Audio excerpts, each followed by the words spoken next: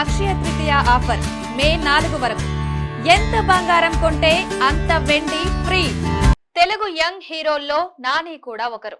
Nani craze గురించి కొత్తగా చెప్పాల్సిన పనిలేదు. ముఖ్యంగా ఫ్యామిలీ ఆడియన్స్ లో నానికి విపరీతమైన పాపులారిటీ ఉంది. తనదైన నటనతో నాని అన్ని వర్గాల ప్రేక్షకులను ఆకట్టుకుంటున్నాడు. తన నటనకు తగ్గట్టుగానే నేచురల్ స్టార్ అనే బిరుదు కూడా సంపాదించుకున్నాడు. నాని తన సినీ ప్రయాణాన్ని సహాయ దర్శకుడిగా ప్రారంభించి ఆ తర్వాత నటుడిగా మారారు. తనదైన సహజమైన నటనతో వైవిధ్యమైన పాత్రలతో ప్రేక్షకులను ఆకట్టుకుంటున్నారు. నాని నిర్మాతగా వ్యవహరిస్తూ హీరోగా నటించిన సినిమా హిట్ 3. శైలేష్ కొలను దర్శకత్వం వహించిన ఈ సినిమా గురువారం ప్రేక్షకుల ముందుకొచ్చింది.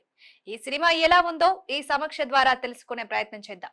అర్జున్ సర్కార్ అనే ఒక రూత్లెస్ పోలీస్ ఆఫీసర్ పై అధికారులు చెప్పిన మాటలు వినకుండా తనకు నచ్చిన విధంగా డ్యూటీ చేస్తుంటాడు. ఈ సినిమాలో నాని కోపాన్ని కంట్రోల్ చేసుకోలేని ఒక పోలీస్ ఆఫీసర్ గా కనిపిస్తాడు. అలాంటి వ్యక్తికి ఓ చిన్న పాప కిడ్నాప్ కేసును అప్పగిస్తారు. దాన్ని సాల్వ్ చేయడానికి ఆయన ఎలాంటి డెసిషన్స్ తీసుకున్నాడు, కేసును ఛేదించే క్రమంలో ఎలాంటి సవాళ్లు ఎదురయ్యాయి, వాటిని ఎలా ఎదుర్కొని ఈ కేసును ఎలా ముగించాడన్నదే మిగిలిన కథ.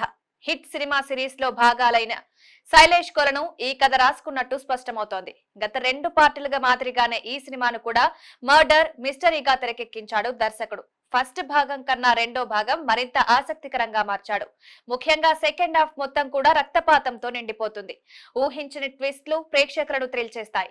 మొదటి నుంచి చివరి వరకు సినిమాని చాలా ఎంగేజింగ్ గా నడిపించడంలో శైలేష్ చాలా వరకు సక్సెస్ అయ్యాడు. అయితే కొన్ని లాజిక్ లేని సీన్లను కూడా కథలో ఇరికించే ప్రయత్నం చేశాడు. ఆర్టిస్టుల పర్ఫార్మెన్స్ విషయానికి వస్తే నాని మరోసారి తనదైన నటనతో అదరగొట్టాడు. ఈ సినిమాకు బ్యాక్ బోన్ గా నిలిచాడు నాని. అర్జున్ సర్కార్ అనే ఒక క్యారెక్టర్ లో కోపాన్ని కంట్రోల్ చేసుకోలేని వ్యక్తిగా తన నటనలోని మరో కోణాన్ని బయటకు తీశాడు. ఇలాంటి ఆఫీసర్ మనకెదురైతే పరిస్థితి ఏంటి అన్న ప్రశ్నే ఎదురయ్యేలా నటించాడు. ముఖ్యంగా సెకండ్ హాఫ్ లో వచ్చే కొన్ని సీన్లలో నాని తన నటనతో మెంటలెక్కించాడు. ఆయన నటనకు దండం పెట్టాల్సిందే.